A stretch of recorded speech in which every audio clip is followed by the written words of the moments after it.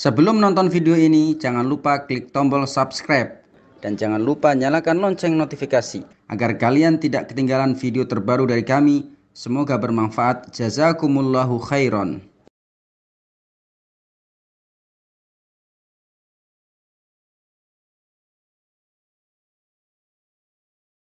Takmin ya, takmin itu ucapan amin ya.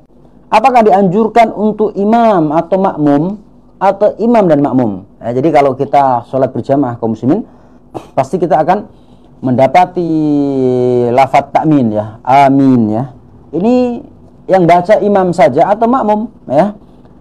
Ini berangkat dari sebuah hadis ya, riwayat dari Imam Abu Hurairah, sahabat mulia Abu Hurairah radhiyallahu anhu.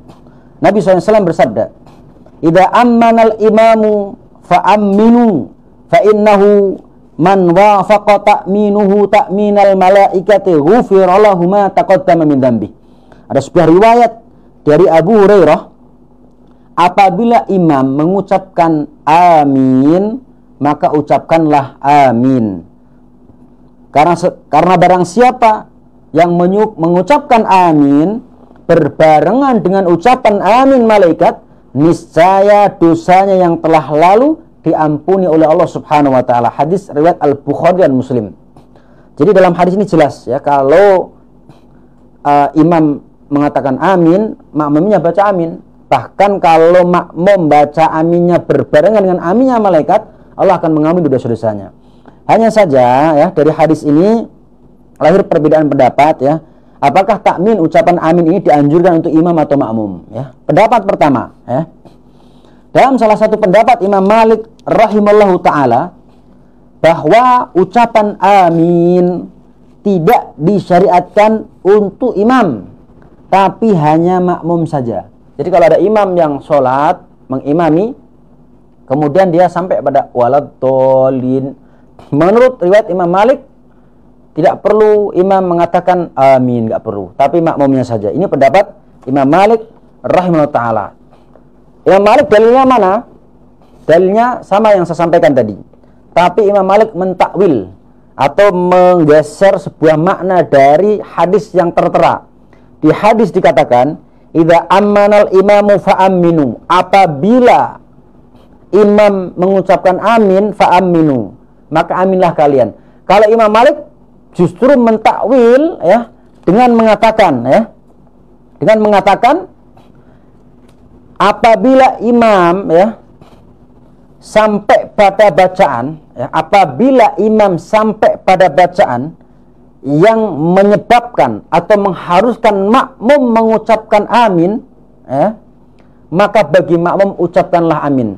Jadi bukan dimaksudkan aminnya imam itu sendiri. Jadi kalau Imam Malik mengatakan, kalau seorang imam telah sampai pada titik bacaan yang mengharuskan makmum mengucapkan amin, maka makmum bacalah amin. Jadi bukan sebagaimana yang dimaksud oleh para ulama mayoritas dengan mengatakan apabila imam sudah mengucapkan amin, maka makmum baca amin. Tidak, itu pemahamannya. Malah berbalik ya. Kalau Imam Malik mengatakan, kalau hanya nyampe pada bacaan yang mengharuskan makmum bilang amin, maka makmum bilanglah amin. Jadi imam nggak perlu mengucapkan amin, ditakwil ya seperti itu.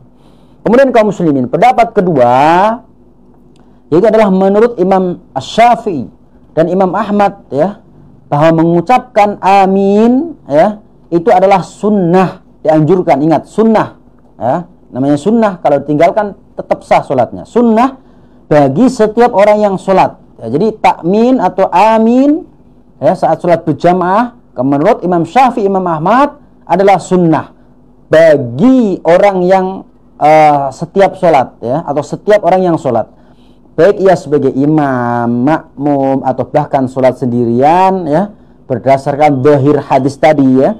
Dhahir hadis ini, idza ammanal imamu fa'aminu, berdasarkan hadis ini apabila seorang imam mengucapkan amin, maka makmum mengucapkanlah amin. Dhahirnya adalah dianjurkan bagi setiap orang yang sholat, mau dia makmum, mau dia imam, sholat sendirian dianjurkan. Ini pendapat kedua.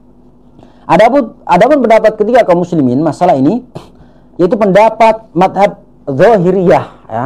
Kalau kita biasa belajar perbandingan madhab, maka kita tidak asing mendengar madhab Dhahiriyah yang dikenal, diprakarsai oleh Imam Daud Ad-Dhahiri, lalu dilanjutkan oleh ulama besar Imam Ibnu Hazm rahimahullah ta'ala yang memiliki kitab fenomenal ya, dan spektakuler, yaitu kitabnya Al-Muhalla. Ini jarang-jarang orang baca, orang Indonesia jarang baca ya.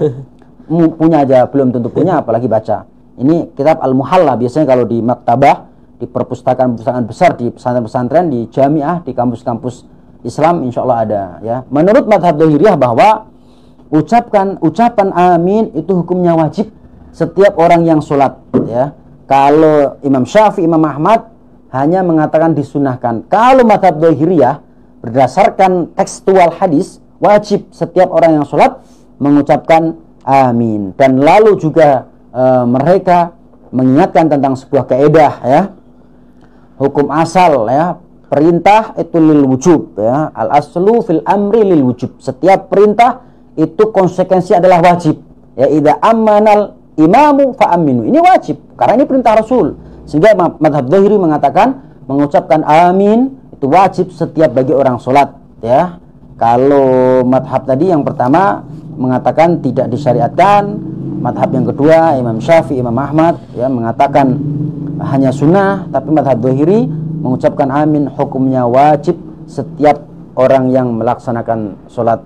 Inilah 5 masalah fikih yang saya bahas dalam kesempatan yang mulia kali ini. Mudah-mudahan dipahami ya, mudah-mudahan bermanfaat. Wabillahi at-taufiq ya, walhidayah. Assalamualaikum warahmatullahi wabarakatuh.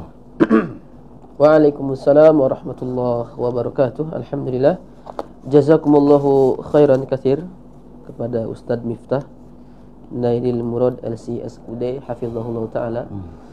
Dan beliau sudah menyampaikan tentang rubrik fikih bagian ke-13. Masya Allah, ternyata untuk masalah fikih ini banyak sekali khilaf atau perbedaan pendapat di kalangan para ulama, sehingga dengan penjelasan dan pembahasan yang sudah beliau sampaikan kepada kita tadi, kita bisa saling menghargai masing-masing pendapat, karena masing-masing pendapat tersebut semuanya berdasarkan dalil dari Nabi SAW. Ikhwati fillah azakumullah, Ustadz, kita bacakan ada 4 pertanyaan Pak Ustadz yang sudah masuk dari WhatsApp ya? Ya, betul. Baik, pertanyaan pertama kita bacakan. Assalamualaikum warahmatullahi wabarakatuh. Waalaikumsalam. Ketika ruku dan sujud, berapakah jumlah tasbih yang harus dibaca? Silahkan Ustaz. Ruku dan sujud. Sujud ya. Minimal 1 kali ya.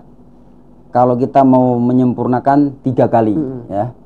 Dan ingat juga jamaah, bacaan dalam ruku sujud kalau ditimbang secara fikih itu juga hukumnya sunnah ya. Tapi ini kita ketika mengamalkan satu ibadah yang apabila kita mampu kita laksanakan, dan itu adalah sebuah penyempurna dalam sholat kita ya, minimal 1 kali, misalnya subhana rabbiyal a'la, subhana rabbiyal azim 1 kali, kalau mau 3 kali ya. Itu kalau lebih dari 3 Ustaz gimana? Kalau lebih dari 3 sholatnya tetap sah ya, walaupun menyelisihi sunnah. Sunnah itu adalah sebuah kemakruhan, tapi laksanakan paling maksimal 3.